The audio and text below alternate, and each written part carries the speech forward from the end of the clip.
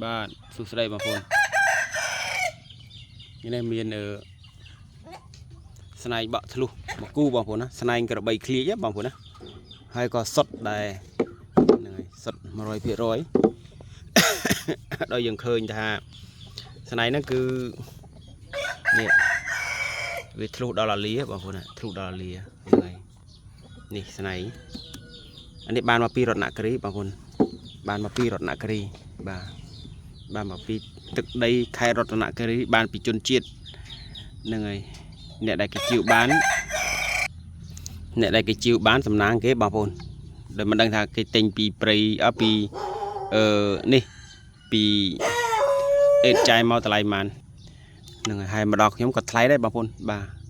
តែតម្លៃវាមិនសំខាន់ទេសំខាន់វារបស់ពិតរបស់សុទ្ធណាបងប្អូនរបស់សុទ្ធ 100% ដែលមិនអាចយើងប្រកែកបានបក់ធ្លុះនេះយើងមើលថាមានដល់អាលានេះដល់អាលាណាវាបក់ធ្លុះឡៃនេះរ៉ាំរ៉ៃហើយរ៉ាំរ៉ៃរាប់ខែរាប់ឆ្នាំហើយមិនមួយឆ្នាំទេដោយសារយើងឃើញតបៅគ្រប់កន្លែងនេះហ្នឹងហើយការជីវស្នែងបក់ធ្លុះបើសិនជាយើងអត់មានអាលាក៏ពិបាកដែរពិបាកនឹងមើលពិបាកនឹងទុកចិត្តណាបាទហើយធ្លុះនេះគឺធ្លុះសងខាងធ្លុះឲ្យសះមកវិញធ្លុះឲ្យសះមកវិញណាបាទធ្លុះឲ្យសះវិញធ្លុះឲ្យសះវិញបាទយើងឃើញទេបាទហើយយើងមើលខាងក្នុងវាឡើងប៉ោងធំហ្នឹងហើយប្រភេទស្នែងបក់ធ្លុះនេះវា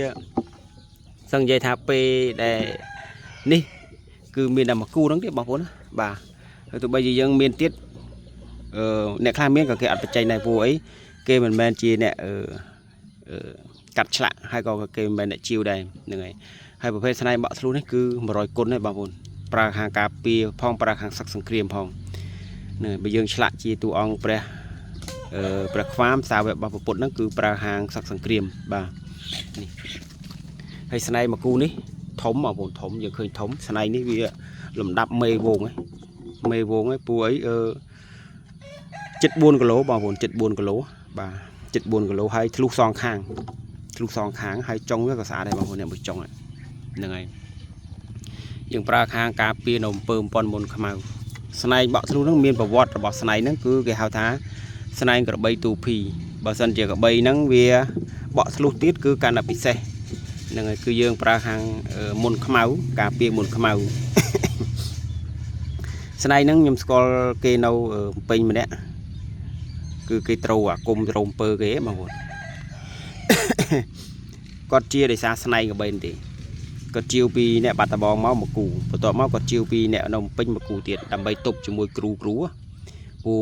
អ្នកខ្លះគេធ្វើយើងគេមិនរកគ្រូតែមួយទេគេរកគ្រូ2 3ធ្វើអំពើយើងអញ្ចឹងដល់ពេលអញ្ចឹងគាត់មានស្នែងហ្នឹងទប់បាទស្នែងហ្នឹងគឺខ្លាំងការពារមុនខ្មៅអំពើប៉ុនណាបាទហើយបើខាងប្រភេទបញ្ញាប្រភេទក្លឹមអីគឺមិនខ្លាំងដូចស្នែងទេណាហ្នឹងហើយនេះយើងនិយាយមិនអួតស្នែងឃ្លីកបក់ធ្លុះហើយទៅប្រអាប់ប្រភេទបញ្ញាក្អែកហើយប្រភេទក្លឹម7ឯងគាត់ថាពីហ្នឹងតាំងពីដើមរៀងមកគេមិនដែលនិយាយថាអូក្លឹម7យកទៅដោះថ្នាំដើម្បីប្រសាអំពើអត់ទេគេមានតែនិយាយពីស្នែងបក់ធ្លុះហ្នឹងឃ្លីកឬខ្មៅបក់ធ្លុះហ្នឹងយកទៅដោះថ្នាំដើម្បីប្រសាអំពើគេមានតែនិយាយទេ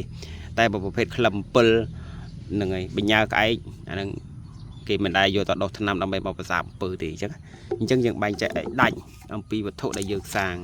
អញ្ចឹងមានតួអង្គទាំងអស់ហ្នឹងការពីអំពើបានគ្រប់តែគ្នាគ្រប់តែអង្គមិនមែនទេគេមើលរបស់ដែលសាងហ្នឹងគឺសាងឡើងពីអីហើយរបស់ហ្នឹងវាខ្លាំងពីធម្មជាតិអត់អញ្ចឹងបាទហើយស្នែងនេះគឺបក់ធ្លុះសងខាងបងប្អូនអត់មានសង្ស័យទេបាទមើលលេងចាបាទមើលខាងក្នុងហ្នឹងប៉ោងកប់ជោគឆ្អឹងនេះប៉ោងកប់ជោគឆ្អឹងរ៉ាំរ៉ៃរាប់ខែរាប់ឆ្នាំហ្នឹងអញ្ចឹងវាធ្វើឲ្យស្នែងហ្នឹងវាធ្លុះធ្លីដល់ឆ្អឹងនេះទៀតធ្លីដល់ឆ្អឹងសងខាងបាទហើយស្នែងនេះមានទាំងអាលៀស្នែងនេះមានទាំងអាលៀបងប្អូននេះស្នែងមានទាំងអាលៀនេះក្បាលក៏3ឃ្លីកហើយក៏ស្នែងឃ្លីកដែរបងប្អូនមានតែពិបាកមើលបងប្អូនមើលទៅបាទហ្នឹងហើយគាត់ថាស្នែងនេះវាខ្ញុំកាន់ស្នែង2 3ឆ្នាំហ្នឹងគឺទៅបានមកគូហ្នឹងទេបងប្អូនណាហើយស្នែងហ្នឹងបានមកពីខេត្តរតនគិរីពីបងប្អូនជនជាតិយើងអត់ដឹងថាក្បីហ្នឹងតៃសាក់ឬអត់ទេដោយសារពួកអ្នកអេតចាយទិញបានពីក្នុងហ្នឹងហើយមិនស្រួលតៃសាក់ក៏ថាបានដែរដោយសារអីពួកជនជាតិភាគច្រើនគឺគាត់ចិញ្ចឹមគឺគាត់កម្រកាប់គឺគាត់ទុករហូតតោះនៅក្បីនឹងស្លាប់អញ្ចឹងបាទហ្នឹងហើយ 4 គីឡូបងប្អូនធ្ងន់ណាបាទនេះយើងឃើញនេះវាធ្លុះធ្លាយមានតបៅដល់ខាងក្នុងអានេះអ្នកខ្លះគេហៅថានាងពូនណាបងប្អូនណាតែខ្ញុំមិនហៅនាងពូនអានេះដល់ពេលវាតបៅរ៉ាំរ៉ៃយូរទៅវាធ្វើឲ្យដុសសាច់ខាងក្នុងដុសសាច់ខាងក្នុងកាលណាតែដុសសាច់ខាងក្នុងមកវាបុកចូលឆ្អឹងនេះវាបុកចូលឆ្អឹងនេះបុកចូលឆ្អឹងឡើងប៉ោងពី 3 កន្លែងនេះ1 2 3នេះ1 2 3ដោយថាយើងឃើញឡើងនេះ1 2 3នេះសិតតែកន្លែងរបក់ធ្លុះទៀតនេះបងប្អូនសិតកន្លែងរបក់ធ្លុះទៀតទេបាទចាស់ពីដើមគាត់ដាក់តាំងក្នុងផ្ទះដើម្បីការពារនៅការផ្ចាញ់ផ្ចាគ្នាការពារនៅអំពើអំពន់មុនខ្មៅហើយនឹងស្នេហ៍មហានិយមនាំលៀតនាំសំណាងដល់ម្ចាស់បាទហើយគូនេះសម្រាប់បងប្អូនដែលនិយាយតែអ្នកមានទេណានឹងឲ្យលក់ឡានលក់គឺអលង្ការអីណាគូដែលយកទៅដាក់តាំងទៅដើម្បីការពារនៅការផ្ចាញ់ផ្ចាការពារនៅអាគមមុនខ្មៅបាទលើយើងរាប់បានគាត់ថាសេចក្តីសុខក្រុមគ្រួសារសេចក្តីសុខរូបរាងកាយសុខភាពយើងគឺពិបាករកបងប្អូនពិបាករកកាលណាតែយើងត្រូវអាគមមកគេគឺអាប់រស័យរស់ស៊ីឡើងទេខាតទាំងស្រុងអញ្ចឹងខាតទាំងស្រុងហើយតែបើយើងមិនត្រូវអាគមគឺយើងយកទៅការពារផ្ទះទៅការពារពីការប៉ុនប៉ងចោលលួចចោលប្លន់អីក៏អាចបជាបានដែរបងប្អូនណាព្រោះអីស្នែងបក់ធ្លុះហ្នឹងវាធ្លុះធ្លាយគ្រប់ឧបសគ្គណាគ្រប់ធ្លាយគ្រប់ឧបសគ្គដូចផ្នែកបង្ហូរថ្នោរធ្លុះធ្លាយខាងរស់ស៊ីខាងសឹកសង្គ្រាមហ្នឹងហើយតែស្នែងបក់ធ្លុះនេះគឺខាងមុនខ្មៅតែបើយើងឆ្លាក់ជាតួអង្គព្រះបិទមុខខ្លាំងខាងសឹកសង្គ្រាមវិញអញ្ចឹងណាបងប្អូនស្នែងខ្លះក៏ប្រើខាងសឹកសង្គ្រាមដែរស្នែងខ្លះតាមគ្រូគាត់និយាយបាទហើយស្នែងមួយគូនេះពិសេសគ្មានពីរបងប្អូនបាទឲ្យរស្អាតជាងនឹងទៀតគ្មានទេពេលនេះគឺគ្មានទេបងប្អូនណាគ្មានទេទោះបីជាមានអ្នកខ្លះក៏គេមិនបញ្ចេញដែរហើយទោះបីជាមានក៏មិនប្រកាសថាធ្លុះសងខាងដែរធ្លុះតែមួយចំហៀងទេបាទតែស្នែងនេះគឺធ្លុះសងខាងបងប្អូនធ្លុះសងខាងហ្នឹងហើយធ្លុះសងខាងស្នែងคลิกបក់ធ្លុះនេះគឺធ្លុះសងខាងអញ្ចឹង